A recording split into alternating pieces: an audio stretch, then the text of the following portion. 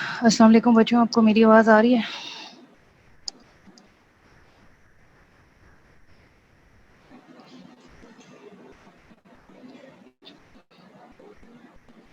अच्छा बच्चों, doctor Qurratulain here. कैसे हैं आप सब लोग? ठीक ठाक हैं?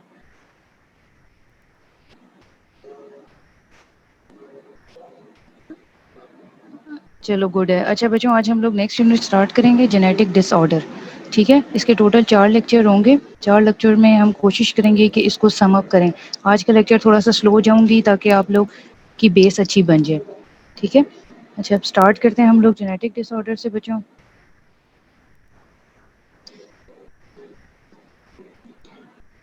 सो ह्यूमन, अगर तुम लोगों के पास बुक्स पढ़ी हुई हैं, ठीक है, तो अपनी बुक्स भी सामने ओपन कर लो ताकि तुम लोगों को कोई प्रॉब्लम ना हो। वैसे तो लेक्चर मैंने बुक से ही बनाया हुआ है, लेकिन फिर भी अगर कोई मुश्किल हो तो वहीं से रीड कर लो फ़ौरन। ठीक है, इंपॉर्टेंट पॉइंट्स को हाईलाइट कर लेना।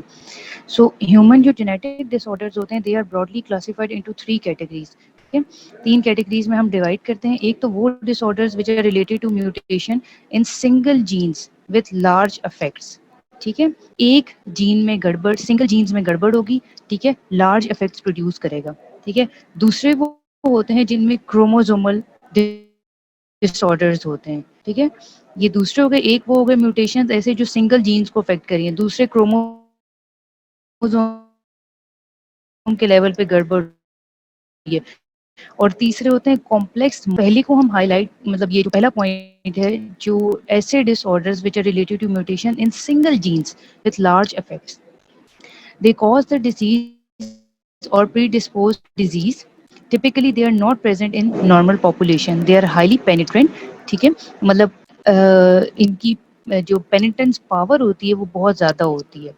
caused by single gene mutation, they usually follow the classic Mendelian pattern of inheritance। अच्छा, आप लोगों को अगर MCQ आए कि जो सिंगल जीन म्यूटेशंस की वजह से डिजीजेस होती हैं, ठीक है, या डिसऑर्डर्स होते हैं, उनको क्या कहते हैं? Mendelian pattern of inheritance. ठीक है, मेंडल लॉ कुछ पढ़ा होगा बायोलॉजी वगैरह में। ठीक है, उसी से ये रन करते हैं। सिंगल जीन में म्यूटेशंस होंगी and they will follow the classic Mendelian pattern of inheritance and they are therefore referred to as Mendelian disorder। For example, जो भी कोलेस्ट्रॉल ट्रांसपोर्ट वगैरह या क्लोराइड सिक्रीशन वगैरह से रिलेटेड डिसऑर्डर्स होते हैं, ठीक है, और जो ये कोलेस्ट्रॉल ट्रांसपोर्ट वगैरह या क्लोराइड सिक्रीशन से रिलेटेड जो डिसऑर्डर्स हैं, they are mostly physiological pathways में जो अपना रोल प्ले करते हैं। ठीक है, इनमें कुछ मसला हो सकता है। इसके अलावा सिकल सेल एनीमिया, ऐसे एरियाज में जहाँ पे मलेरिया इंडेमिक होता है, ठीक है, वहाँ पे सिंगल जीन म्यूटेशन होगी और सिकल सेल एनीमिया हो सकता है जहाँ मलेरिया है, मतलब मलेरिया की कॉम्प्लिकेशन आप उसको कह सकते हो। ठीक है, फिर जो दूसरा पॉइंट है बच्चों, दैट इज वही ह्यूमन जेनेटिक डिसऑर्डर्स में, दैट इज क्रोमोसोमल डिसऑर्डर। पहला हमने पढ़ा कि disorders which are related to mutation in single genes with large effect, और दूसरा है ह्यूमन जेनेटिक डिसऑर्डर्स जो कि क्रोमोसोमल डिसऑर्डर्स हैं। दे अराइज फ्रॉम स्ट्रक्चरल और numerical alterations in autosome and sex chromosomes.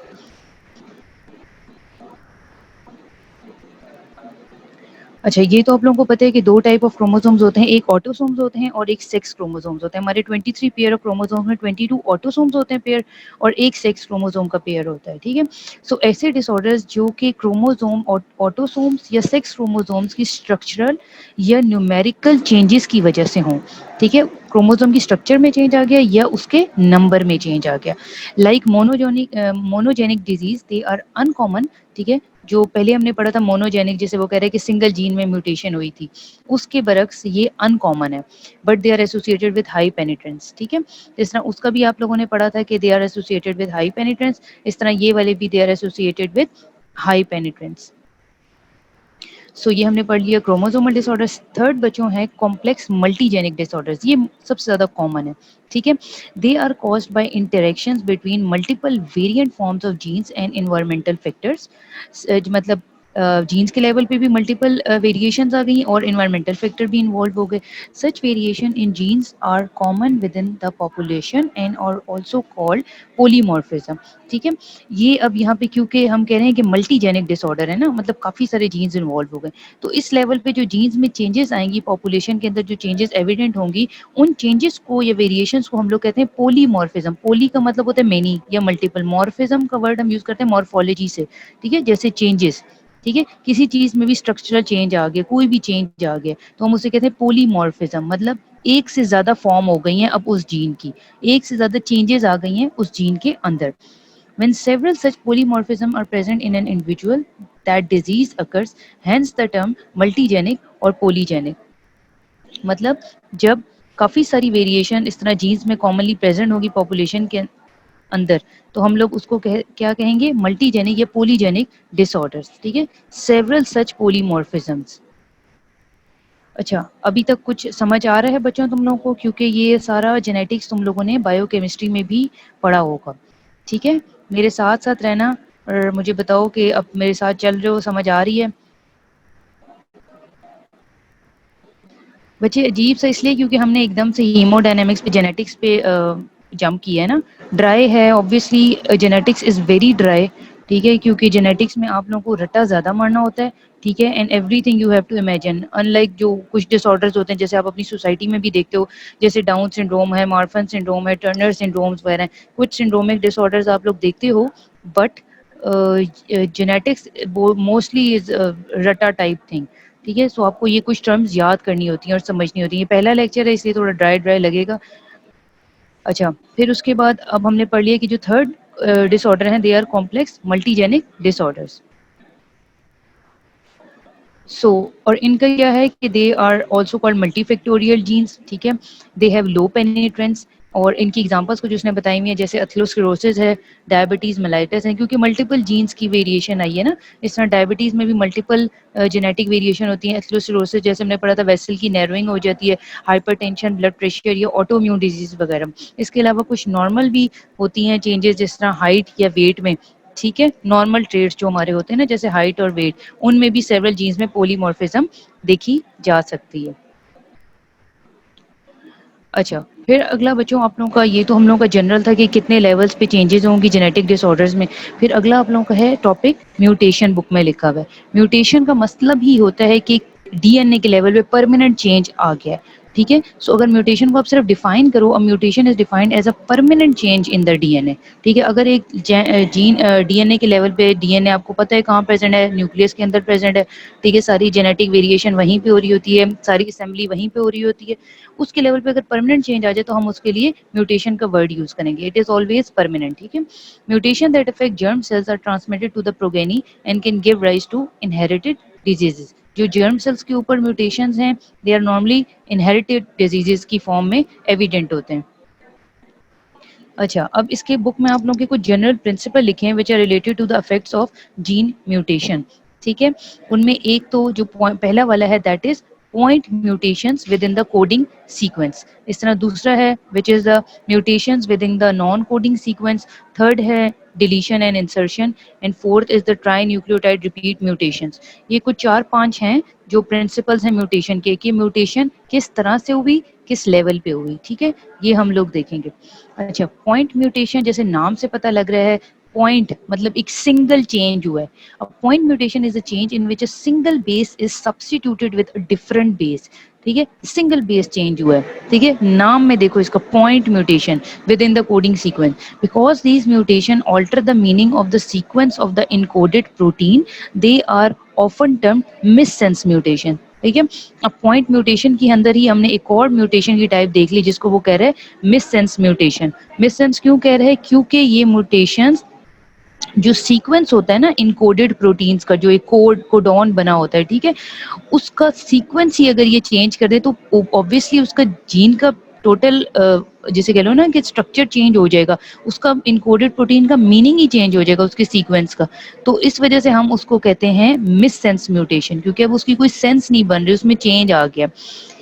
अब वो आगे कह रहे हैं if the substituted amino acid is biochemically similar to the original. अब आगे वो पॉइंट म्यूटेशन को भी दो पॉइंट्स में डिवाइड कर रहा है, जिसमें वो एक है कंजर्वेटिव मिस सेंस म्यूटेशन को दो में डिवाइड कर रहा है, एक है कंजर्वेटिव मिस सेंस म्यूटेशन, एक है non conservative miss sense mutation. जैसे कंजर्वेटिव है, आपको नाम से ही पता लग रहा है कंजर्व है, मतलब लाइक इतनी खराब नहीं हुई हुई है, मतलब if the substituted amino acid is biochemically similar to the original, the mutation is called a conservative missense mutation. मतलब ये जो अमाइनो एसिड सब्स्टिट्यूट हुआ है या जिसके अंदर चेंज आया है वो सिमिलर है कुछ कुछ ओरिजिनल वन से, उसको हम कहेंगे कंजर्वेटिव मिससेंस म्यूटेशन, और दूसरी होती है नॉन कंजर्वेटिव मिससेंस म्यूटेशन। वो हम कब कहेंगे? When it replaces the normal amino acid with a biochemically different one.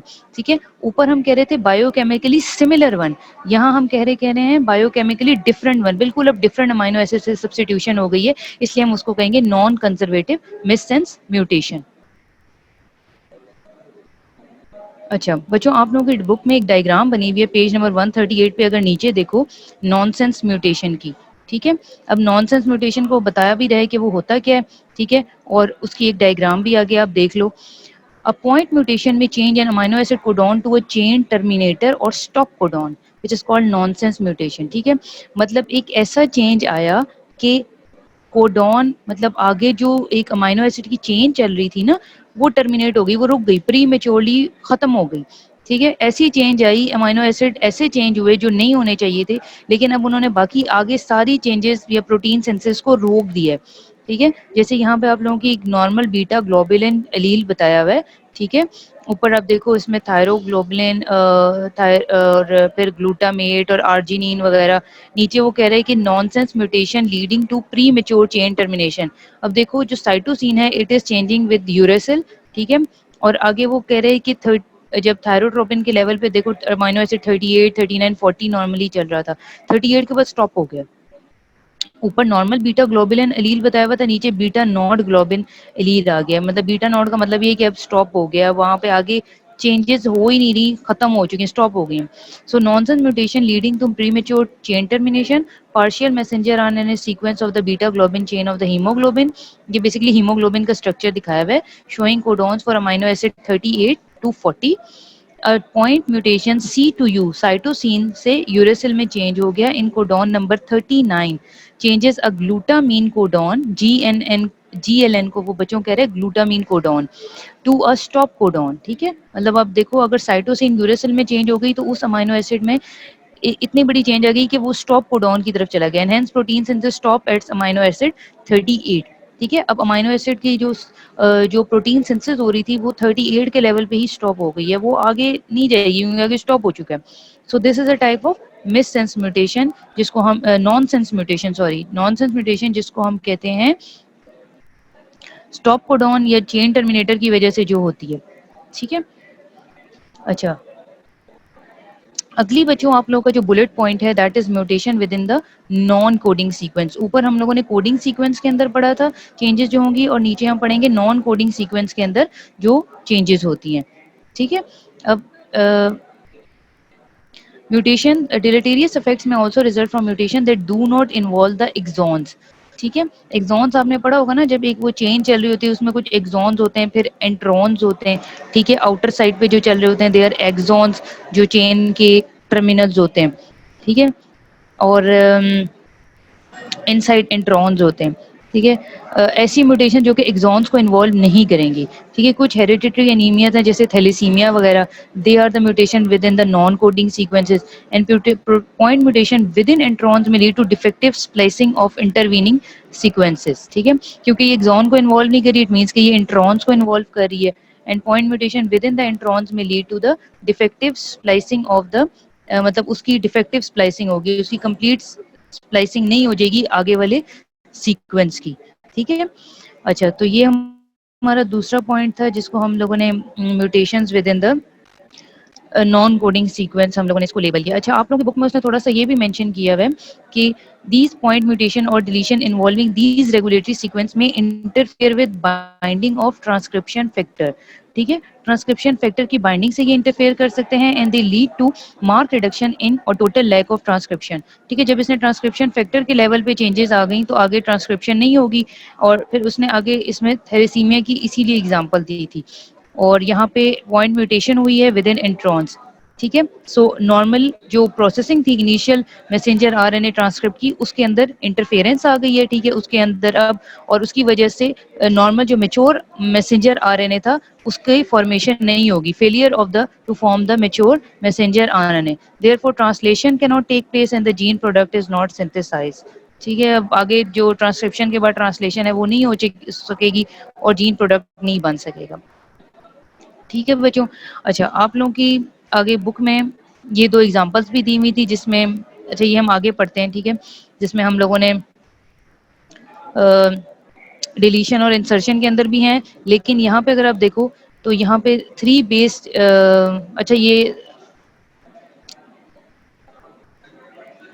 हाँ, ये 3 बेस पेयर जब आएँगी वहाँ पे हम देखते हैं।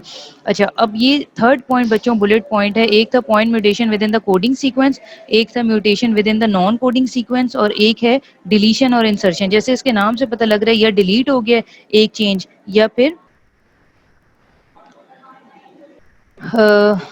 इंसर्ट हो गया। सो स्मॉल डिलीशन और insertion involving the coding sequence can have two possible effects on the encoded protein. ठीक है, स्मॉल अगर डिलीशन या इंसर्शन होगी उसके दो पॉसिबल इफेक्ट्स हो सकते हैं। ठीक है, पहला, if the number of base pair involved is 3 or a multiple of 3, the reading frame will remain intact and an abnormal protein lacking or gaining one or more amino acids will be synthesized. So अगर तो base pairs 3 हैं, ठीक है, जैसे हम अक्सर कहते हैं जैसे एटीसी है, टीटीटी है, जीजीटी है, ठीक है, guanine guanine thiamine, adenine thiamine cytosine, ये आप लोगों ने बायोकेमिस्ट्री में बेस पेयर्स पढ़े होंगे ना, 5 तरह के होते हैं, adenine guanine thiamine cytosine uracil, ठीक है।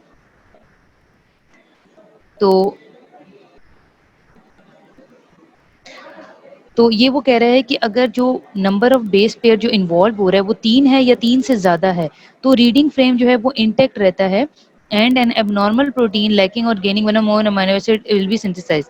ठीक है, one or more amino acid जो गेन या लैक कर रही होंगी एबनॉर्मल प्रोटीन वो सिंथेसाइज होगी।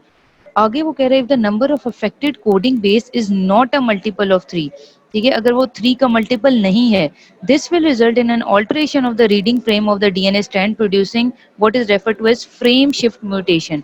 हमने पढ़ा कि अगर 3 है या 3 से ज्यादा है तो एक या दो, एक से ज्यादा अमीनो एसिड का जो एबनॉर्मल प्रोटीन बनेगी वो पहले नंबर पे बनेगी, और अगर तो अफेक्टेड कोडिंग बेस जो है वो मल्टीपल ऑफ 3 नहीं है तो उसकी वजह से क्या होगा, it will result in alteration of the reading frame of the DNA strand producing, जिसको हम कहते हैं फ्रेम शिफ्ट म्यूटेशन। ये हम आगे देखेंगे बच्चों ये किस तरह से होती है। फ्रेम शिफ्ट म्यूटेशन के पूरे डिसऑर्डर्स हैं और ये इंपॉर्टेंट एमसीक्यूज में भी आता है।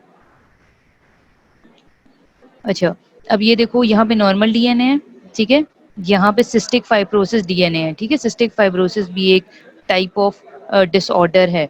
3 based in deletion in the common cystic fibrosis allele results in the synthesis of a protein that like amino acid 508। ठीक है, अब यहाँ पे देखो, यहाँ पे सीक्वेंस आ रहा था एटीसी एटीसी, यहाँ पे एटीसी ट्रिपल टी, अब यहाँ पे देखो कितने बेस का चेंज आ गया, सीटीटी। ठीक है, तो यहाँ पे it results in synthesis of protein that lakhs amino acid 508। अब यहाँ पे अमीनो एसिड नंबर 508 जिसको फिनाइल एलानिन कह रहा है वो मिसिंग हो गया because the deletion is a multiple of 3, क्योंकि ये डिलीशन 3 का मल्टीपल है, 1 2 3। This is not a frame shift mutation. ठीक है, हमने पहले भी मैंने पीछे आपको दिखाया था कि यहाँ पे reading frame will remain intact. ठीक है, ये this is not frame shift mutation. अब आगे देखो, single base deletion at the ABO glycosyl transferase locus leading to frame shift mutation responsible for the O allele। ठीक है, अब यहाँ पे देखो नॉर्मल सीक्वेंस चल रहा था ABO, ये इसने ब्लड ग्रुप की एग्जांपल दी है यहाँ पे। ठीक है, ये वेलाइन और ये हम प्रोलीन और ल्यूसीन। ठीक है, और यहाँ पे एक बेस पेयर चेंजेस आया यहाँ पे इस लेवल पे, तो हम इसको कहेंगे सिंगल बेस डिलीशन, मतलब एक ये बेस सिंगल। ठीक है, सो उसमें क्या हो जाएगा, it leads to frame shift mutation responsible for the O allele. यहाँ पे आप देखो, यहाँ पे था 3 बेस डिलीशन यहाँ पे, और यहाँ पे सिंगल बेस में अगर चेंज आ रहा है, जिस तरह ये देखो एक यहाँ पे मिसिंग है। ठीक है, single base deletion at the ABO locus leading to frame shift mutation. ठीक है, अच्छा यहाँ पे एक आप लोगों की बुक में ये टेबल बना हुआ है, टेबल आप लोगों की बुक में टेबल नंबर 5.4 है and it's on the page number 139। ठीक है, इसमें भी यहाँ पे देखो नॉर्मल हेक्सा एलील बनाया हुआ है और टेसिक डिजीज हम आगे पढ़ेंगे। ठीक है, इसमें देखो यहाँ पे टी और एटीसी इस लेवल पे चेंजेस आई हैं, यहाँ पे ऑल्टर्ड रीडिंग फ्रेम, यहाँ पे पूरा जब 2 लेवल्स पे चेंजेस आ गई तो आगे से पूरा अमाइनो एसिड का फ्रेम ही चेंज हो जाएगा ना, यहाँ जब चेंज आ जाएगा तो आगे तो डिजीज में सारी सारी लेवल पे फिर चेंज हो जाएगा ना, बीच में ही मसला हो गया। ठीक है, तो यहाँ पे सी के लेवल पे और यहाँ पे एटीसी के लेवल पे गड़बड़ हो चुकी है, और यहाँ पे फिर 4 base insertion in the hexosaminidase A gene leading to frame shift mutation. ठीक है, 4 बेस इंसर्शन, 1 2 3 4, ठीक है, 4 बेस इंसर्शन हो चुकी है। ये डिजीज का नाम उसने बताया है टेसिक एलील है या हेक्सोमेनिडेज ए जीन की म्यूटेशन हुई है which leads to frame shift mutation. This यहाँ पे हमने पढ़ा था ना कि वहाँ हमने पढ़ा था कि यहाँ पे ये देखो यहाँ पे 1 2 3, यहाँ पे इसके साथ दोनों गायब हो गए और इसके साथ एक गायब हुआ है और यहाँ पे इसका सिर्फ एक बेस का चेंज आया है, ठीक है, लेकिन एक बेस की चेंज होने की वजह से 4 बेस की इंसर्शन हो गई हैं and this mutation is the major cause of Tay Sachs disease in the Ashkenazi Jews, ठीक है। अच्छा, अब चौथा जो है बच्चों that is trinucleotide repeat mutation. Trinucleotide जैसे नाम से पता लग रहा है कि 3 न्यूक्लियोटाइड रिपीट म्यूटेशन होगी and they belong to a special category of genetic anomaly. These mutations are characterized by amplification of sequence of 3 nucleotides. Almost all affected sequences share the nucleotide guanine and cytosine. मतलब जितने भी affected जो disorders होंगे उनमें nucleotides guanine और cytosine के level पे changes होंगी। फॉर एग्जांपल उसने बताया हुआ जैसे फ्रेजाइल एक्स सिंड्रोम, ये भी हम आगे पढ़ेंगे, इसमें क्या होता है 250 to 4000 टेंडम रिपीट्स होते हैं ऑफ द सीक्वेंस CGG। मैंने आपको बताया ना गवानीन या साइटोसिन के लेवल पे चेंजेस आएंगी with in a gene called familial इस, और उस जीन को कहते हैं हम familial mental retardation 1 gene, FMR1 gene, और वो किस डिजीज में हो गई, fragile x syndrome.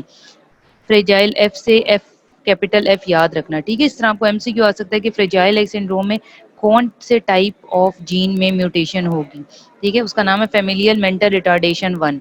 So another distinguishing feature of trinucleotide repeat mutation is that they are dynamic. That is the degree of amplification increases during gametogenesis. ये distinguishing feature है that they are dynamic. They have उनकी जो amplification जो उनके अंदर changes होंगी they increases during gametogenesis, मतलब जब सेल डिवाइड कर रहा होगा ना तो उस टाइम पे उनके changes increase होती जाएंगी। अच्छा, और दूसरा बच्चों साथ आप लोगों के बुक में कुछ कैटेगरीज ऑफ, फिर उसके बाद जैसे उसने बुक में आप लोगों की बताया हुआ है आगे कुछ कैटेगरीज हैं जेनेटिक डिसऑर्डर्स की भी, ठीक है, उनको आगे बताया हुआ है। अच्छा, इसको आप लोगों की बुक में एक समराइज करके उसने 3-4 लाइनें लिखी हुई हैं कि mutations can interfere with gene expressions at various level. Transcription may be suppressed by gene deletion and point mutation involving promoter sequences. अब ये बता रहे हैं कि जो ट्रांसक्रिप्शन जो चल रही होती है, जैसे हम पढ़ते हैं ना ट्रांसलेशन में से RNA या DNA के लेवल पे ट्रांसक्रिप्शन होती है, ट्रांसलेशन होती है, ये जीन डिलीशंस की वजह से सप्रेस हो जाती है and point mutations involving the promoter sequences. Abnormal messenger RNA processing may result from mutation affecting the introns or splice junction or both. So translation is affected if a nonsense mutation creates a stop codon, which is the chain termination mutation. ठीक है, तो ये बच्चों आप लोगों को अगर इस तरह एमसीक्यू आए तो आप लोगों को पता होना चाहिए कि ट्रांसलेशन कब इफेक्ट होती है, अगर कोई nonsense mutation stop codon create करे, then translation will be affected within an exon. Finally, some कुछ pathogenic point mutations होती हैं that leads to the expression of normal amount of dysfunctional protein. अच्छा, इस बैकग्राउंड के अगेंस्ट हम 3 major categories देख लेते हैं जेनेटिक डिसऑर्डर्स की, कौन कौन सी होती हैं। Disorders which are related to mutant genes of large effect, then diseases with multifactorial inheritance and then chromosomal disorders. वही जो हमने पीछे पढ़े थे उनको आगे वो फर्दर कैटेगराइज कर रहा है, मल्टीफैक्टोरियल इनहेरिटेंस, क्रोमोसोमल लेवल पे डिसऑर्डर, या फिर म्यूटेंट डिसऑर्डर ऐसे जो कि म्यूटेंट जीन को इन्वॉल्व किए जिन्होंने लार्ज इफेक्ट प्रोड्यूस करना है, ठीक है। अच्छा, अब single base disorder with non classic pattern of inheritance पहले हम देख लेते हैं। अच्छा, in to these 3 well-known categories, there is added a heterogeneous group of single gene disorder with non-classic pattern of inheritance. This group includes disorder resulting from triplet repeat mutation, those arising from mutation in mitochondrial mtDNA. ठीक है, ऐसे single gene disorder जिनमें non classic pattern of inheritance होगा, ये triplet repeat mutations को involve करेंगे और इनकी वजह से जो म्यूटेशंस होती हैं वो अराइज होती हैं माइटोकॉन्ड्रियल डीएनए। सो अगर हम कहें कि single gene in disorder with non classic pattern of inheritance, they arise from mutation in the mitochondrial DNA. And those in which transmission is influenced by genomic imprinting और गुनेडल मोजाइकिज्म, ये हम सारा आगे पढ़ेंगे। सो बस आप लोगों को इतना पता होना चाहिए कि अगर ट्रिपल रिपीट म्यूटेशन हुई है, माइटोकॉन्ड्रियल डीएनए में चेंजेस हुई है, और ये मोस्टली मदर से ट्रांसफर होता है, ठीक है, एम माइटोकॉन्ड्रियल से मदर, एम याद रखना है, ठीक है। So diseases within this group are caused by mutation in single genes. अब ये भी जो डिसऑर्डर है ना माइटोकॉन्ड्रियल डीएन में वेरिएशन का, ये भी सिंगल जीन डिसऑर्डर की वजह से होता है, लेकिन they do not follow the Mendelian pattern of inheritance. Mendelian भी हमने पढ़ा था ना कि सिंगल जीन डिसऑर्डर में म्यूटेशन होगी, ठीक है, यहाँ पे भी सिंगल जीन डिसऑर्डर में म्यूटेशन हो रही है, ठीक है, लेकिन ये इसको आपने उससे कंफ्यूज नहीं करना है। अच्छा, अब कुछ कॉमन टर्म्स आप लोग आगे यूज करते हो अपनी उसमें जेनेटिक्स में। एक हेरिडिटरी होती है, एक फेमिलियल होती है, एक कंजेनिटल होता है। हेरिडिटरी डिसऑर्डर्स कौन से होते हैं? They are derived from one parent and are transmitted in the germ line through the generation and therefore are familial, ठीक है, एक पेरेंट से ट्रांसफर होते हैं, ठीक है, जर्म लाइन में ट्रांसमिट होते जाते हैं through generation and therefore are familial, ठीक है, मतलब हेरिडिटरी वो हैं जो पेरेंट से ट्रांसफर हो गए, ठीक है।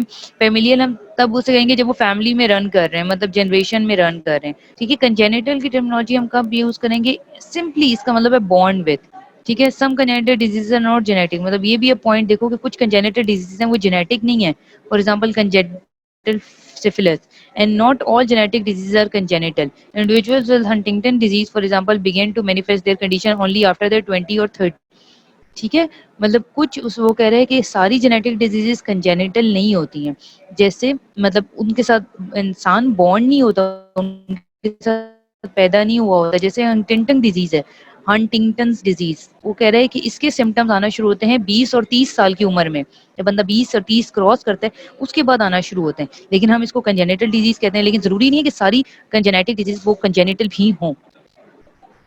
अच्छा, अब बच्चों हम लोग कुछ मेंडेलियन डिसऑर्डर्स को देख लेते हैं, डिटेल में आप लोगों के बुक में दिखाए हुए हैं। मेंडेलियन डिसऑर्डर्स में जो जो मेन होते हैं उनको हम कवर करने की कोशिश करेंगे, ठीक है।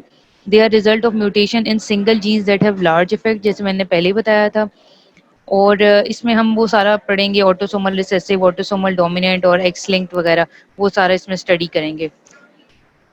Some autosomal mutation produces partial expression in heterozygote and full expression in homozygote. For example, sickle cell anemia is caused by substitution of normal hemoglobin by hemoglobin S. ठीक है, मतलब कुछ ऐसे ऑटोसोमल म्यूटेशन होंगी जो कि हेट्रोजाइगोट में partial expression produce करेंगी, लेकिन होमोजाइगोट्स में फुल एक्सप्रेशन प्रोड्यूस करेंगी। जैसे उसकी एग्जांपल उसने बताया है कि अगर नॉर्मल हीमोग्लोबिन HbA जिसको कहते हैं, it is substituted by HbS, haemoglobin S, तो उसको हम कहेंगे कि सिकल सेल एनीमिया, ठीक है, ये डिसऑर्डर है ब्लड का, ठीक है। When an individual is homozygous for the mutant gene, all the haemoglobin is of abnormal HbS type. Homo का मतलब ही यही है कि काफी सारे लेवल पे चेंज आ चुका है, होमोजीनियसली उसने म्यूटेशन कॉज कर दी है, ठीक है। वो कह रहे हैं कि अगर एक म्यूटेंट जीन के लिए एक इंसान होमोजाइगस है, ठीक है, सो सारा हीमोग्लोबिन ही उसका एबनॉर्मल होगा, अगरचे आप उसकी सेचुरेशन ऑक्सीजन की नॉर्मल भी हो उसकी फिर भी, और ये डिसऑर्डर फुली एक्सप्रेस होता है और इसमें रेड सेल की सिकलिंग हुई होती है, इसलिए उसको कहते हैं सिकल सेल एनीमिया। जो हेट्रोजाइगोट जिसे कह लो ना म्यूटेंट जीन्स होते हैं, मतलब 1% है वो म्यूटेंट जीन के लिए हेट्रोजाइगोट है। हेट्रो का मतलब होता है कि थोड़ा सा पार्शियल, होमो का मतलब होता है फुली लेवल पे चेंज आ चुका है। हेट्रो मतलब only a proportion of the hemoglobin is HbS, so normal is HbA and the abnormal is HbS, and therefore red cell sickling occurs only under unusual circumstances such as exposure to lowered oxygen tension, मतलब एक जगह पे एक person के अंदर oxygen capacity कम है, lowered oxygen tension है, या ऐसे ही एक्सपोज हुआ हुआ है बार बार लो ऑक्सीजन इन्वायरमेंट से, ठीक है, जहाँ पे ऑक्सीजन की सेचुरेशन इतनी नहीं है, ऐसे इलाके में रह रहा है, ठीक है, तो वहां पे ज्यादातर ये चांस हो सकता है। This is refer to a sickle cell trait to differentiate it from full blown sickle cell anaemia, ठीक है, तो इसको आप सिकल सेल ट्रेट भी कहते हैं, so that you differ it from the sickle cell anaemia. तो आप लोगों के लिए एमसीक्यू लेवल पे ये इंपॉर्टेंट है कि कौन सा हीमोग्लोबिन किस में चेंज हुआ है सिकल सेल एनीमिया में, और हेट्रोजाइगोट ज्यादा डेंजरस है कि homozygote? Obviously homozygote is more dangerous. फिर आप लोगों की बुक में बच्चों एक टर्मिनोलॉजी यूज की हुई है, कोडोमिनेंस, ठीक है। सो कोडोमिनेंस कब हम कहते हैं? Although Mendelian traits are usually described as dominant or recessive, in some cases both of the allele of a gene pair contribute to the phenotype, ठीक है, डोमिनेंट भी जो नॉर्मली हम डोमिनेंट और रिसेसिव में उसको ऑटोसोमल या डोमिनेंट या ऑटोसोमल रिसेसिव में हम उसको मेंडेलियन डिसऑर्डर्स को डिस्क्राइब करते हैं ना, लेकिन कुछ केस में ऐसा होता है कि एक जीन के दोनों एलील, ठीक है, both the alleles of a gene pair contribute to the phenotype. Phenotype होता है जो फिजिकल अपीयरेंस है ना, जैसे उसमें चेंजेस कर देगी, ठीक है, जीन के लेवल पे। उस कंडीशन को हम कहते हैं कोडोमिनेंस, ठीक है। कोडोमिनेंस का मतलब ये है कि कुछ पार्ट जो है वो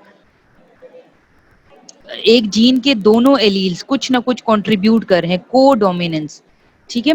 histocompatibility and blood group antigen are good example of codominant jeans.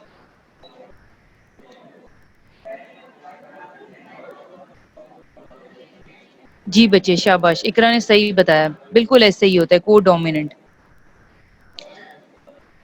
अच्छा, फिर उसके बाद बच्चों आप लोगों की बुक में कोडोमिनेंस के बाद एक पैराग्राफ लिखा हुआ है जिसमें वो कह रहा है हेट्रो प्लियोट्रोपिज्म, ठीक है। अच्छा, कुछ उसने इसमें कोडोमिनेंस के बाद थोड़ा सा उसके बारे में ज़्यादा इतना नहीं बताया हुआ है, बस सिर्फ यही बताया हुआ है कि ब्लड ग्रुप एंटीजेंस। अच्छा, अगर आप लोगों को एमसीक्यू में आए कि ब्लड ग्रुप एंटीजेंस वगैरह या हिस्टोकम्पैटिबिलिटी जो ब्लड डिसऑर्डर्स होते हैं, ठीक है, वो किस तरह से ट्रांसफर होते हैं, they are transferred by codominance, ठीक है। तो हर एक का ये छोटा छोटा पॉइंट आप लोगों ने याद रखना है। फिर अब हम पढ़ेंगे प्लियोट्रोपिज्म। प्लियोट्रोपिज्म क्या होता है कि एक single mutant gene leads to many end effects, ठीक है। प्लियोट्रोपिज्म, ट्रोपिज्म उसी तरह इफेक्ट से याद रखो कि वो क्या इफेक्ट प्रोड्यूस कर रहा है, और प्लियो याद रखो मल्टीपल से, जैसे हम कहते हैं ना प्लियोमॉर्फिज्म, इस तरह प्लियोट्रोपिज्म, ठीक है। Mutation eight several genetic loci में प्रोड्यूस द सेम ट्रेट, ठीक है। डिफरेंट जेनेटिक लोकाई के ऊपर म्यूटेशन हुई है and they will produce the same trait, उसको हम कहते हैं genetic heterogeneity. Sickle cell anemia is an example of pleiotropism. In this disorder, not only does the point mutation in the gene give rise to HBS, which predisposes the red cell to hemolysis, but also the abnormal red cells tend to cause a log jam in small vessel. मतलब ये दो तरह के change कर रहा है, ठीक है। जब सिकल सेल एनीमिया की वो एग्जांपल दे रहा है, ठीक है, हेरिडिटरी डिसऑर्डर है, इसमें क्या हुआ है, ना सिर्फ एचबीएस के लेवल पे पॉइंट म्यूटेशन हो गई है, लेकिन इसके अलावा जो एबनॉर्मल रेड सेल्स हैं, they will cause a log jam in small vessel inducing for example splenic fibrosis, organ infarct and bone changes, ठीक है। तब इसने रेड सेल के लेवल पे उसकी शेप को चेंज कर दिया, जिसकी वजह से एक जैम हो जाएगा स्मॉल वेसल के अंदर, ठीक है। उसकी वजह से स्प्लेनिक फाइब्रोसिस, जैसे स्प्लेनिक फाइब्रोसिस कंडीशन होती है, स्प्लीन के अंदर बहुत फाइब्रोसिस होती है, इसके अलावा ऑर्गन्स का कोई इन्फार्क्ट वगैरह या बोन के लेवल पे चेंजेस हुई होती हैं, वहां पे हम कहते हैं कि प्लियोट्रोपिज्म टाइप के डिसऑर्डर चलते हैं। अच्छा बच्चों, अब जो हम थोड़ी थोड़े हमारे पास हाफ एन आवर रह गया, हम ट्रांसमिशन पैटर्न्स देख लेते हैं सिंगल जीन डिसऑर्डर। जैसे कि मैंने आपको बताया था, मेंडेलियन डिसऑर्डर्स वो होते हैं which are the result of mutations in single genes but they have a larger effect. So अब हम तीनों को अलग अलग देख लेते हैं कि ऐसी mutations which involve the single genes typically follow one of the three patterns of inheritance. ये आप लोगों ने पहले पढ़ी होंगी, एफएससी के लेवल पे भी पढ़ी होंगी, बायोकेमिस्ट्री में पढ़ी होती हैं। या ऑटोसोमल डोमिनेंट होते हैं, या ऑटोसोमल रिसेसिव होते हैं, या x linked. X linked dominant भी होते हैं और एक्स लिंक्ड रिसेसिव भी होते हैं, लेकिन एक्स लिंक्ड रिसेसिव ज्यादा कॉमनली इनकाउंटर्ड होते हैं। अच्छा, ऑटोसोमल डोमिनेंट बच्चों, ये आप लोग इनकी डेफिनेशन आप लोगों को पता होनी चाहिए। इनकी डेफिनेशन होगी तो आप लोग, दूसरा आप लोगों को इनकी एग्जांपल्स, ठीक है, आप लोगों को इनकी एग्जांपल्स पता होना चाहिए, क्योंकि पेपर में एग्जांपल आएगी, आप लोगों को लिखा है कि फलाना डिसऑर्डर है, ठीक है। जैसे आपको ऑटोसोमल डोमिनेंट डिसऑर्डर में वो पूछ सकता है कि नर्वस लेवल पे अगर नर्वस लेवल पे कोई डोमिनेंट डिसऑर्डर हुआ है तो वो हंटिंगटन डिजीज आ सकती है, वो पॉलीसिस्टिक किडनी डिजीज हो सकती है, जीआईटी के लेवल पे फेमिलियल पोलीपोसिस हो सकता है, ब्लड के लेवल पे हेरिडिटरी स्फेरोसाइटोसिस, ठीक है। तो ये टेबल भी आगे बना हुआ है, इस टेबल को एक दो दफा देखोगे तो तुम लोगों के माइंड में बैठना शुरू हो जाएंगी कि कौन सी ऑटोसोमल रिसेसिव है और कौन सी डोमिनेंट डोमिनेंट है, कौन सी में। ये टेबल तुम लोगों के पेज नंबर 141 पे बना भी हुआ है, और उसने दोनों table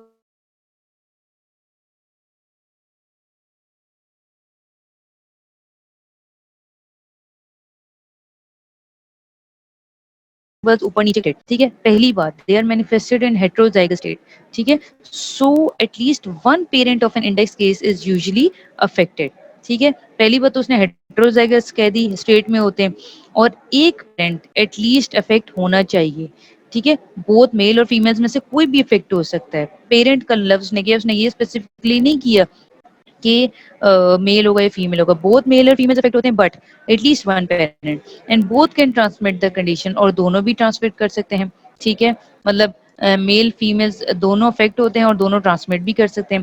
when an affected person marries an unaffected one, every child has one chance in two of having the disease.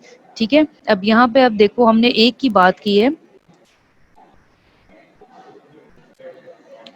अच्छा बच्चों, समझ आ रही है, कुछ चल रहे हो मेरे साथ कि नहीं? ऑटोसोमल डोमिनेंट और रिसेसिव को हम जल्दी जल्दी कवर करते हैं, हमने आगे भी काफ़ी करना है क्योंकि इस हमने यूनिट को हमने 4 उसमें लेक्चर्स में ख़त्म करना है। ठीक है, पहली बात, अगर आप लोगों को एमसीक्यू के लेवल पे आपसे ये पूछा जाता है कि ऑटोसोमल डोमिनेंट कितने को अफेक्ट करता है, सो अगर एक अफेक्टेड पर्सन शादी करता है with an unaffected person, then every child has one chance in two of having the disease. मतलब अगर 2 बच्चे हैं तो उनमें से एक के अंदर चांस होगा कि वो डिजीज के साथ पैदा होगा। ठीक है, या उसके अंदर डिजीज होगी। सो हेट्रोजाइगस स्टेट ये हमें समझ आ गया कि इनमें से एक अफेक्टेड पर्सन था और दूसरा हेल्दी पर्सन था, affected versus non affected, and every child has 1 in 2 chance of having the disease. फिर अब कुछ कैरेक्टरिस्टिक्स देख लेते हैं हम लोग ऑटोसोमल डोमिनेंट डिसऑर्डर्स की। ठीक है, इसमें एक तो सबसे पहले आप लोगों के बुक में 3 पॉइंट्स दिए हुए हैं ऑटोसोमल डोमिनेंट में कि with every autosomal dominant disorder some proportion of patients do not have affected parents. अच्छा, पहला कैरेक्टरिस्टिक ये कि जरूरी नहीं ऑटोसोमल डिसऑर्डर एक पेशेंट को हो और उसके पेरेंट्स भी अफेक्टेड हों, ये एक एक्सेप्शन है। ठीक है, some proportion of patient do not have the affected parents. ऐसे patients they owe their disorder to new mutation involving either the egg or the sperm from which they are derived. ठीक है, कोई new mutation उनके अंदर arise कर गई है by chance. Their siblings are neither affected nor at increased risk for the disease development. This proportion of the proportion of the patient who develop the disease as a result of new mutation is related to the effect of the disease on reproductive capability. So if a disease markedly reduces the reproductive fitness, most cases would be expected to result from new mutation. ठीक है, अगर disease, कोई भी disease, if a disease आपकी reproductive fitness को affect करती है, so more cases would be expected to result from the new mutations. Many new mutation seems to occur in germ cells of relatively older fathers. ठीक है, ये MCQ में आ सकता है कि ओल्डर पेरेंट्स, ठीक है, ये ओल्डर फादर की वजह से भी ऑटोसोमल डोमिनेंट होने डिजीज के ट्रांसफर का चांस होता है। ठीक है, इसके अलावा second point is clinical features can be modified by variations in penetrance and expressivity. ठीक है, क्लिनिकल फीचर्स मॉडिफाई हो सकते हैं by variation in the penetrance, जो जीन की पेनिट्रेंस है या जीन की एक्सप्रेशन पे डिपेंड करता है। Some individual inherit the mutant genes but are phenotypically normal, this is referred to as incomplete penetrance. अच्छा, 2 तरह की पेनिट्रेंस भी होती है बच्चों, एक होती है इनकम्प्लीट पेनिट्रेंस और दूसरा हम पढ़ते हैं वेरिएबल एक्सप्रेसिविटी। इनकम्प्लीट पेनिट्रेंस का मतलब ये है कि इंडिविजुअल ने म्यूटेंट जीन तो इनहेरिट कर लिया लेकिन फिनोटिपिकली नॉर्मल है, देखने वगैरह में हर तरह से वो नॉर्मल है, उसको हमने कह दिया इनकम्प्लीट पेनिट्रेंस। ठीक है, penetrance is expressed in mathematical terms as 50% penetrance indicate that 50% of those who carry the gene expresses the trait. मतलब एक अगर जीन की 50% पेनिट्रेंस है, उसका मतलब ये है कि 50% ऐसे बंदे जो ये जीन कैरी करते हैं वो ट्रेट को एक्सप्रेस करेंगे, मतलब 50-50 है। ठीक है, in contrast to the penetrance, if a trait is seen in all individual carrying the mutant gene but is expressed differently among individual। ठीक है, अब ऐसा पेनिट्रेंस के बरक्स हम कहते हैं कि एक्सप्रेसिविटी क्या होती है कि अगर एक ट्रेट सब इंडिविजुअल्स में चल रहा है, सबके अंदर म्यूटेंट जीन है but is express differently among individual, लेकिन हर इंडिविजुअल उसको डिफरेंट तरह से एक्सप्रेस कर रहा है। ठीक है, तब हम कहेंगे वेरिएबल एक्सप्रेसिविटी। फॉर एग्जाम्पल, उसने आप लोगों की बुक में एग्जाम्पल दी हुई है, manifestation of neurofibromatosis type 1 range from brownish spot on the skin to multiple skin tumors and skeletal deformity। ठीक है, एक बंदे के अंदर हो सकते हैं skeletal deformities हो, एक बंदा एक्सप्रेस करे with brownish spots on the skin, एक एक्सप्रेस करे with multiple skin tumors। so हर बंदा डिफरेंट तरह से एक्सप्रेस करता है। So the mechanism underlying the incomplete penetrance and variable expressivity is still not understood, but they most likely result from effects of other genes or environmental factor that modify the phenotypic expression of the mutant allele। ठीक है, उसने sickle cell anaemia की फिर example दी हुई है कि एक patient है वो सिकल सेल एनीमिया के साथ है, सो उसका phenotype it is influenced by genotype of the alpha gene locus. ठीक है, इसकी बस एग्जांपल आप लोग याद रखो। इसके अलावा इसने बताया हुआ है that the expression of disease in the form of atherosclerosis condition by dietary intake of lipid, इस पे डिपेंड करता है। और थर्ड पॉइंट बच्चों वो कह रहे हैं कि in many condition the age at onset is delayed, symptom and signs may not appear until adulthood। वही जो पीछे मैंने एग्जांपल दी थी हंटिंगटन डिजीज की।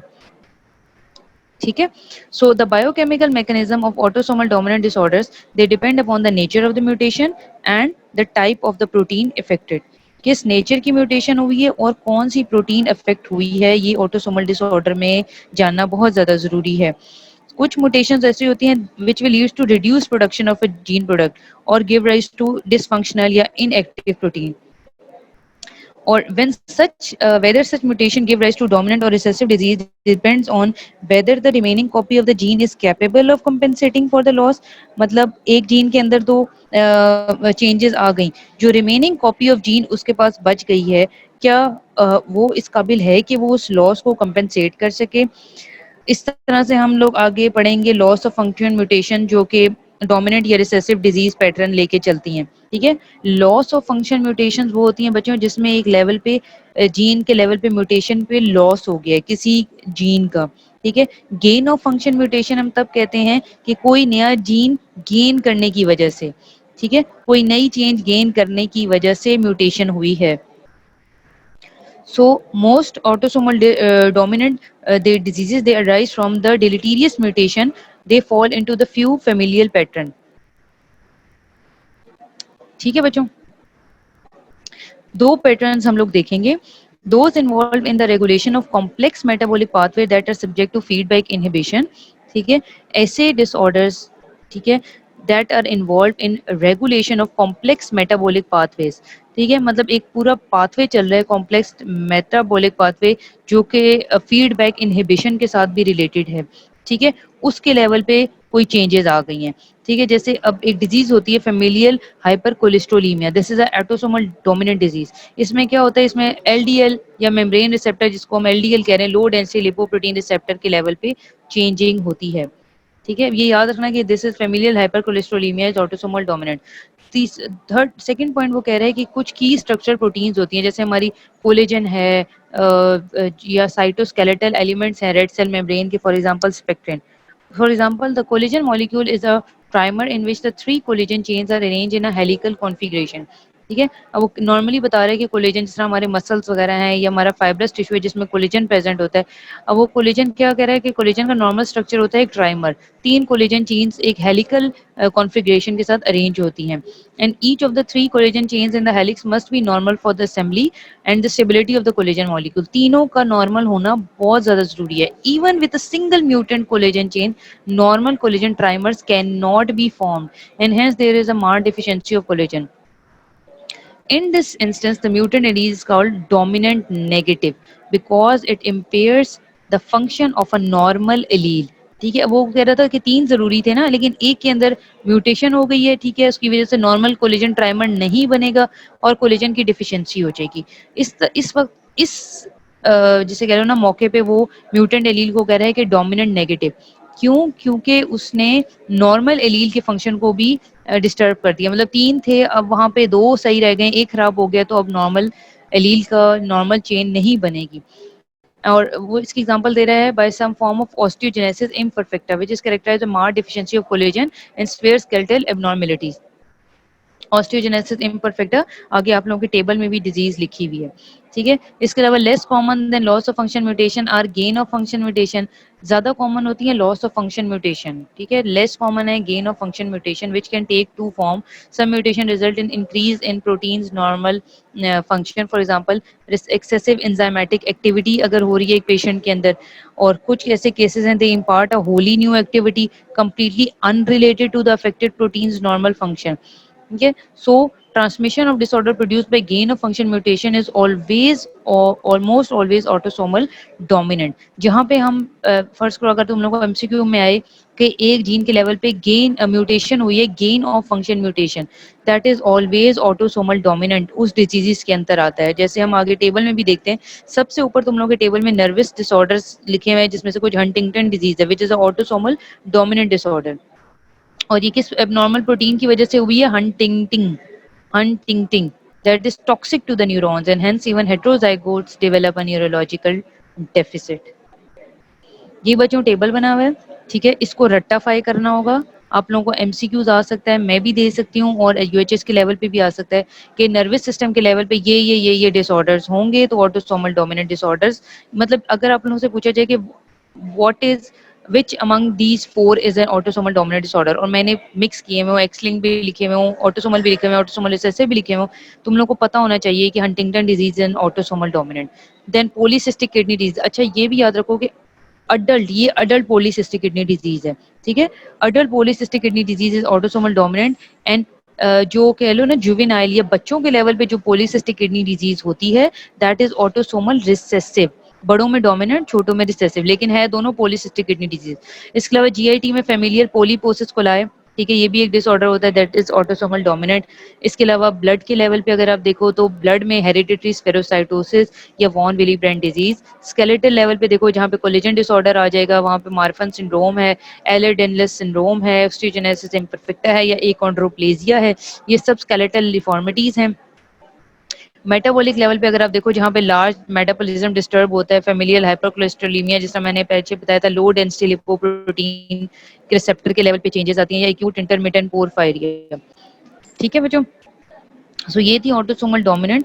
इसके अलावा कुछ ऑटोसोमल रिसेसिव डिसऑर्डर्स भी होते हैं, they make the largest category of Mendelian disorder and they occur when both alleles at a given gene locus are mutated.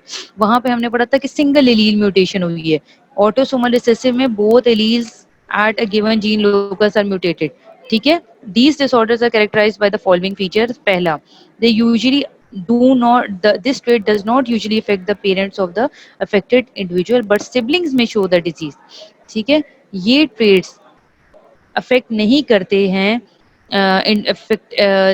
Do usually do not affect the parents of the affected individual, ठीक है, parents को affect नहीं किया था इन्होंने, ठीक है, लेकिन बहन भाइयों में साइन आ सकते हैं, ठीक है।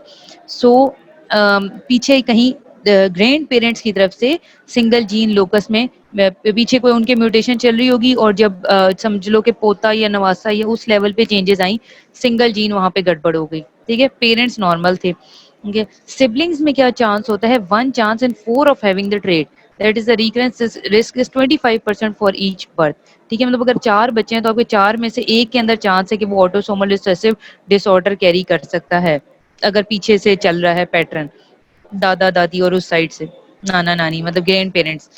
और थर्ड पॉइंट है, if the mutant gene occur with a low frequency in the population there is a strong likelihood that the affected individual is the product of consanguineous marriage, ठीक है।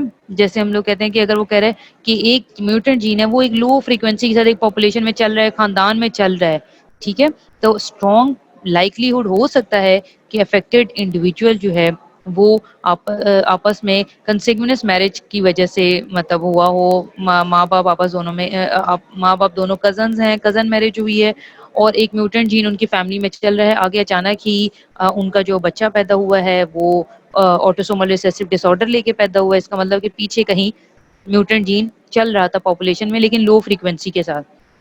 सो तब दोनों कजन्स हैं, दोनों रिलेटेड हैं, इसका मतलब है दोनों के ब्लड में वो जीन रन कर रहा था, तो वो जब उनका बच्चा हुआ तो उसमें उसने प्रॉपरली मैनिफेस्ट कर दिया। अच्छा, अब कुछ इसके फीचर्स हैं ऑटोसोमल रिसेसिव डिसऑर्डर्स के, आप लोगों की बुक में लिखे हुए हैं, ये 4-5 पॉइंट्स हैं। ये expressions of the defect tends to be more uniform than in the autosomal dominant disorder. एक तो यूनिफॉर्म एक्सप्रेशन है डिफेक्ट की, फिर कंप्लीट पेनिट्रेंस कॉमन होती है, ठीक है, कंप्लीट चेंज हुआ है, ऑनसेट फ्रीक्वेंटली अर्ली हो जाता है, लाइफ में जल्दी मैनिफेस्ट कर जाते हैं। Although these new mutations associated with recessive disorder usually do not occur, they are rarely detected clinically. Since the individual with new mutation is an asymptomatic heterozygote, several generation may pass before the descendant of such a person mate with other heterozygote to produce affected offspring. ठीक है, वो कह रहा है कि जो new mutations होती हैं these recessive disorder की they are associated new mutations associated with recessive disorder do occur that are rarely detected clinically, ठीक है, मतलब इतनी clinically manifest कुछ नहीं भी करती हैं। जैसे एक इंडिविजुअल है with new mutation is an asymptomatic heterozygote, ठीक है, वो एक न्यू म्यूटेशन उसके अंदर आई है, हो सकता है वो उसको जाहिर ना करे, ठीक है, तो काफी सारी जनरेशंस के बाद, ठीक है, descendants of such a person mate with other heterozygote, वो हेट्रोजाइगोट था, ठीक है, उस उस पर्सन के डिसेंडेंट्स ने फिर हेट्रोजाइगोट के साथ मेट किया, उनकी मतलब जैसे वो कजन मैरिज की एग्जांपल दे रहा है, और उसकी वजह से आपस में अफेक्टेड ऑफस्प्रिंग बच्चे पैदा हो गए। Many of the mutated gene encode enzymes, अच्छा कुछ एंजाइम के लेवल पे गड़बड़ हो गई, जैसे equal amount of normal and defective enzyme are synthesised, usually the natural margin of safety ensure that cells with half the usual complete complement of the enzyme functions normally, मतलब enzymatic changes आ गए, mutant genes ने enzyme को affect किया। अच्छा ये कुछ autosomal recessive disorders का बच्चों टेबल बना हुआ है, ये भी रेक्टिफाई करना होगा। आज का तुम लोगों का टास्क ये है कि जितने भी टेबल्स हैं ऑटोसोमल डोमिनेंट डिसऑर्डर्स के, ऑटोसोमल रिसेसिव के, ठीक है, ऑटो और एक्स लिंक्ड रिसेसिव के, और इसके अलावा कुछ बायोकेमिकल और मॉलिक्यूलर एग्जांपल्स दी, बेसिस बताई हुई कुछ मेंडेलियन डिसऑर्डर की, जैसे एंजाइम के लेवल पे चेंज होगा, स्ट्रक्चर चेंज होगा, एंजाइम इनहिबिटर में अफेक्ट होगी, मतलब वो आगे बताया हुआ है किस तरह से होगा। तो अब हम लोग देख लेते हैं, ये डिजीज याद करनी होगी, जैसे मेटाबॉलिज्म अफेक्ट होगा तो ये डिजीज होंगी, cystic fibrosis, phenyl ketone urea, ये ठीक है। इसके अलावा हेमेटोपोइटिक लेवल पे अगर चेंजेस होंगी तो उसमें सिकल सेल या थैलेसीमियाज इन्वॉल्व हैं। इसके अलावा एंडोक्राइन पे congenital adrenal hyperplasia, skeletal level पे एलर्डेनलेस सिंड्रोम है, नर्वस सिस्टम पे ये है। सो ये बच्चों याद करनी है, ठीक है। इनको याद करने के अलावा जी बच्चों, ये टेबल ही इंपॉर्टेंट होता है, रट्टाफाई करना है, शाबाश शाबाश। अच्छा, दूसरा ये टेबल इंपॉर्टेंट होते हैं बच्चों क्योंकि जेनेटिक्स में और तो कोई क्वेश्चन पूछ नहीं सकते। आप लोगों से जेनेटिक्स लेवल पे पूछ सकते हैं कि जी एक जीन की वेरिएशन किस जीन के साथ हुई, या आप लोगों से एग्जांपल्स पूछ सकते हैं कि ये डिजीज कौन से टाइप में आएगी, ऑटोसोमल डोमिनेंट है, रिसेसिव है, एक्स लिंक्ड है, ठीक है, आगे फ्रेम शिफ्ट म्यूटेशन है। मैं आप लोगों को इंशाल्लाह बताऊंगी भी कि एमसीक्यूज किस तरह से आएंगे। हम अपने एक लेक्चर को स्क्वीज करेंगे, ठीक है, उसमें हम इंपॉर्टेंट चीजें भी डिस्कस करेंगे, ठीक है।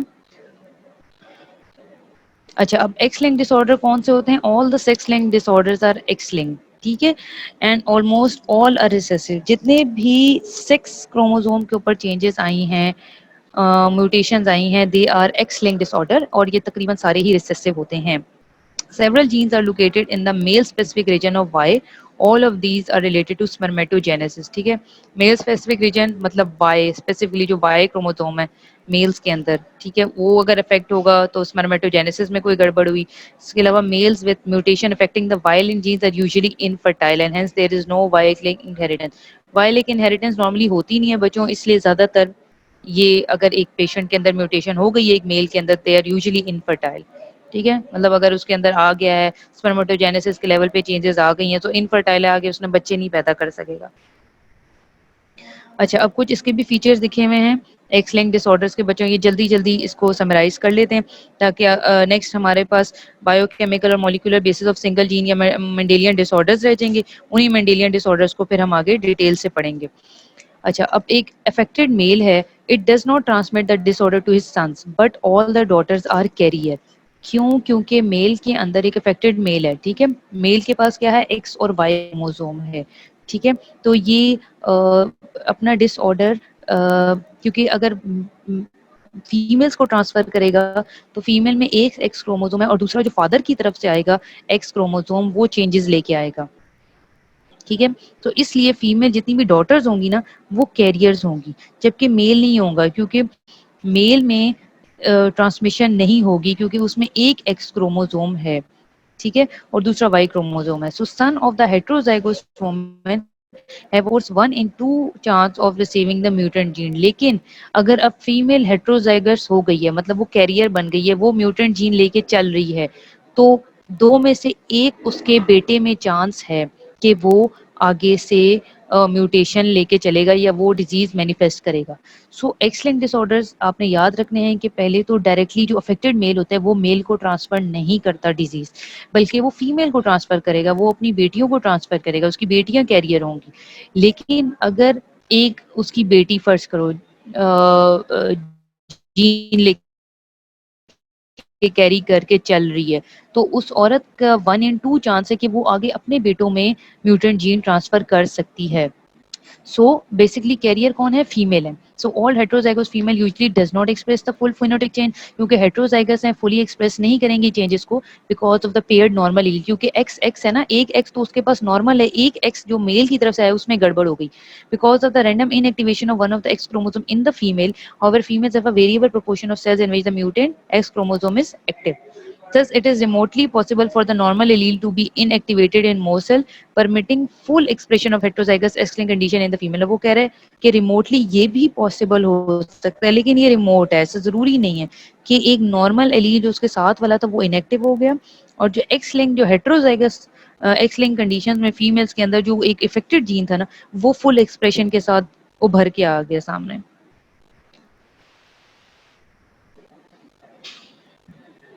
अच्छा, अब ये एक्स लिंक्ड डिसऑर्डर्स बच्चों एक टेबल है आप लोगों की बुक में जिसमें Duchenne muscular dystrophy X linked disorder है, ब्लड में haemophilia A B, glucose 6 phosphate, immune system में डायबिटीज इंसिपिटस, ठीक है, फ्रेजाइल एक्स सिंड्रोम, ये सारे एक्स लिंक्ड डिसऑर्डर्स हैं जिनको रट्टा लगाना है. ठीक है, अब कुछ इसकी एग्जांपल दी हुई है एक्स लिंक्ड डिसऑर्डर्स की. आप लोगों का टाइम आई थिंक खत्म हो रहा है, 2 मिनट रह गए हैं, इनको देख लेते हैं कि an effective male does not transmit the, ये वही वाली बात लिखी हुई है पीछे, heterozygous female usually do not express the full phenotypic, ये भी वही चीज लिखी हुई है. फिर उसके बाद आगे एग्जांपल दी हुई है, much more commonly the normal allele is inactivated in only some of the cell and thus the heterozygous female express the disorder partially. An illustrative condition is called glucose 6 phosphate dehydrogenase deficiency. ठीक है, G6PD deficiency ये मैंने यहाँ पे भी table में भी आप लोगों की लिखी हुई है. ठीक है, वो एक्स लिंक कंडीशन है जिसमें नॉर्मल एलील जो है वो इनएक्टिव हो जाता है कुछ सेल्स के अंदर और हेट्रोजाइगस जो फीमेल होती है वो पार्शियली डिसऑर्डर को एक्सप्रेस कर देती है, जैसे ग्लूकोज 6 फॉस्फेट डीहाइड्रोजिनेज डिफिशिएंसी है. और कुछ वो कह रहे हैं आप लोगों की बुक में 3-4 लाइंस नीचे लिखी हुई हैं पेज नंबर 142 पे, उसमें वो कह रहे हैं कि कुछ ऐसे एक्सलिंक्ट डिसऑर्डर हैं विच आर डोमिनेंट कंडीशन. अभी तक हम एक्सलिंक्ट रिसेसिव पढ़े थे, कुछ एक्सलिंक्ट डोमिनेंट भी हैं and they are caused by dominant disease associated allele on the X chromosome. These disorder are transmitted by an affected heterozygous female to half her son and half her daughter. हमने पढ़ा था कि वो सिर्फ females को transfer कर देती है, लेकिन वो डोमिनेंट अगर डिजीज एसोसिएटेड एलील कैरी कर रहा है X क्रोमोसोम पे तो वो मेल्स के साथ साथ अपनी डॉटर्स को भी ट्रांसफर कर देगा. And by an affected male parent to all his daughters but none of his sons if the female parent is unaffected. इसकी एक एग्जांपल बच्चों अगर आप लोगों को कभी एमसीक्यू में आए यूएचएस के लेवल पे हमारे एग्जाम में कि विटामिन डी रेजिस्टेंट रिकेट, ठीक है, this is an example of type of inheritance of X-linked dominant. X-linked dominant book में सेपरेटली लिखी नहीं हुई, बस उसकी एक एग्जांपल बताई हुई है, उसमें बताया हुआ कि अगर डोमिनेंट डिजीज एसोसिएटेड एलील है X क्रोमोसोम के ऊपर तो वो ये जो फीमेल होती है अफेक्टेड हेट्रोजाइगोस वो अपने आधे बेटों को आधी बेटियों को डिजीज ट्रांसफर कर देगी और फिर जो अफेक्टेड मेल होगा पेरेंट वो अपनी सारी बेटियों को ट्रांसफर करेगा बट बेटों को नहीं. So if the female parent is unaffected, अगर फीमेल अनअफेक्टेड है तो, ठीक है. अच्छा, इसकी एग्जांपल विटामिन डी रेजिस्टेंट रिकेट है जो आप लोगों की बुक में दी हुई है. अच्छा, फिर हमारा जो नेक्स्ट टॉपिक है बच्चों वो है biochemical molecular basis of single gene, जिसको हम मेंडेलियन डिसऑर्डर्स पढ़ेंगे. मेंडेलियन डिसऑर्डर्स वो होते हैं जो कि सिंगल जीन के लेवल पे ऑल्ट्रेशन हो तो गड़बड़ हो तो फिर आगे चलते हैं. And the genetic defects leads to the formation of an abnormal protein or reduction in the output of gene product. Virtually any type of protein may be affected in single gene disorder and bye a variety of mechanism. ठीक है, अब इसमें उसने 4 points बताए हुए हैं आप लोगों की बुक में कि मैकेनिज्म जिसमें single gene disorders can be classified into 4 categories. Number 1, कोई एंजाइम डिफेक्ट है या उसके नतीजे में होने वाली कोई और एबनॉर्मेलिटी. फिर कोई मेम्ब्रेन रिसेप्टर या ट्रांसपोर्ट सिस्टम के लेवल पे कोई डिफेक्ट आ गया है, ठीक है, अब ये सिंगल जीन हम डिसऑर्डर पढ़ रहे हैं, ठीक है. या फिर कोई चेंजेस आ गई है नॉन एंजाइमेटिक प्रोटीन्स की स्ट्रक्चर फंक्शन या उनकी क्वांटिटी में. या number 4 point is mutation that results in unusual reaction to drugs. Drugs की वजह से कोई चेंजेस आ गई है, अनयूजुअल रिएक्शन टू ड्रग्स हुआ, उसकी वजह से कोई म्यूटेशन आ गई है. So these 4 points are important, जिसमें एक तो था कि एंजाइम के लेवल पे डिफेक्ट, उसकी वजह से कोई एबनॉर्मेलिटी हो गई है, कोई मेम्ब्रेन रिसेप्टर के लेवल पे कोई नॉन एंजाइमेटिक प्रोटीन्स के स्ट्रक्चर फंक्शन या क्वांटिटी में चेंज आया है, या फिर कोई ड्रग्स की वजह से अनयूजुअल रिएक्शन हुआ है. तो इनको हम अलग अलग बच्चों पढ़ेंगे, कुछ जिस तरह है एंजाइम डिफेक्ट और उनके कॉन्सिक्वेंसेज हैं, ठीक है. इसके अलावा फिर हम पढ़ेंगे alteration in the structure function or quantity of non enzymatic protein, इसके अलावा रिसेप्टर या ट्रांसपोर्ट सिस्टम के लेवल पे चेंजेस, या फिर ड्रग्स की वजह से एडवर्स रिएक्शन टू ड्रग्स की वजह से कोई म्यूटेशन वगैरह हो गई है। ठीक है, इसको मैं ये छोटी सी 3-4 लाइंस हैं, इनको हम जो नेक्स्ट टॉपिक है हमारा disorder associated with defects in the structural protein, जिसमें हम लोग मार्फन सिंड्रोम, एhlers-Danlos सिंड्रोम पढ़ेंगे। ठीक है, इसके अलावा कुछ ऐसे डिसऑर्डर जो कि रिसेप्टर प्रोटीन के डिफेक्ट्स की वजह से, जैसे हाइपर कोलेस्ट्रोलीमिया वगैरह। ठीक है, अच्छा ये हमने जो पढ़ेंगे ना, मार्फन सिंड्रोम और एhlers-Danlos syndrome, they are caused by defects in the structural protein. जो फेमिलियल हाइपरकोलेस्ट्रोलेमिया है वो डिफेक्ट्स हैं वो हैं disorder which are associated with defects in the receptor protein. और इसके अलावा कुछ एंजाइम्स के लेवल पे जैसे लाइसोसोमल स्टोरेज डिजीजेस हम देखेंगे। इनके टेबल ज़्यादा इंपॉर्टेंट है बच्चों, टेबल्स आप लोगों ने याद करने हैं आज भी जाके। जितनी ऑटोसोमल डोमिनेंट डिसऑर्डर्स हमने पढ़े हैं, ऑटोसोमल रिसेसिव, एक्स-लिंक्ड और मेंडेलियन का भी नेक्स्ट जो आप लोगों का टेबल बना हुआ है, ठीक है, वो अच्छे तरीके से देख लेना मेंडेलियन डिसऑर्डर का। वैसे वो नेक्स्ट मैंने उसमें शेयर किया हुआ है ये वाला लेक्चर में, लेकिन आप लोगों का टाइम अप हो गया, तो उसको हम नेक्स्ट में स्टडी कर लेंगे, लेकिन इसको देख के आना। ठीक है, इसमें बताया हुआ है कि प्रोटीन टाइप या फंक्शन, जैसे एंजाइम के लेवल पे गड़बड़ हुई, एंजाइम इनहिबिटर के लेवल पे, receptor, transport, structure, haemostasis, growth regulation. ठीक है, किस किस लेवल पे चेंजेस आ रही है, कौन कौन सा एंजाइम में मसला आ रहा है, ये एंजाइम्स बताए हुए हैं, जैसे phenylalanine hydroxylase, hexosaminidase, enzyme inhibitor, alpha 1 antitrypsin. ठीक है, ये डेफिशिएंट है। तो क्या, और फिर यहाँ पे मॉलिक्यूलर लीजन बताई हुई है। अच्छा ये बच्चों इंपॉर्टेंट है, ये हम लोगों को भी वन एग्जाम में आया था कि जिस तरह आपसे पूछा जाए कि जैसे आपसे पूछा जाए कि विटामिन डी रिसेप्टर है, ठीक है, उसमें मॉलिक्यूलर लेवल पे क्या चेंजेस होंगी, उसमें पॉइंट म्यूटेशन होगी जिसकी वजह से विटामिन डी रेजिस्टेंट रिकेट होगी, या फिर टेसिक डिजीज है। टेसिक डिजीज में किस एंजाइम की डेफिशिएंसी हुई, हेक्सोमिनिडेज। ये पीछे भी एग्जांपल दी हुई थी, ठीक है, आप लोगों की फ्लो चार्ट में बताया हुआ था। और उसमें मॉलिक्यूलर लीजन्स कहाँ होगी, स्प्लाइस साइट म्यूटेशन और frame shift mutation with stop codon. ठीक है, फ्रेम शिफ्ट म्यूटेशन पीछे हम लोगों ने थोड़ी सी स्टडी की है अभी। इसके अलावा जैसे आपसे पूछा जाए कि अगर एक पेशेंट को फेमिलियल हाइपरकोलेस्ट्रोलीमिया है, तो उसमें मॉलिक्यूलर लीजन किस लेवल पे होगी, डिलीशंस हो सकती हैं, पॉइंट म्यूटेशंस हो सकती हैं। इस तरह अगर किसी पेशेंट को ऑस्टियोजेनेसिस इम्परफेक्ट है, तो उसमें डिलीशन या पॉइंट म्यूटेशन के लेवल पे चेंज हो सकती है। तो ये थोड़ी सी हम नेक्स्ट क्लास में स्टडी करेंगे। अच्छा, आई होप कि अब तक तुम लोगों को कुछ समझ आ गया होगा। ठीक है, मुझे चैट बॉक्स में थोड़ा सा अ, अ, बच्चों बताओ आज का लेक्चर थोड़ा पढ़ना जाके। ठीक है, आई होप कुछ ना कुछ समझ आया हुआ होगा।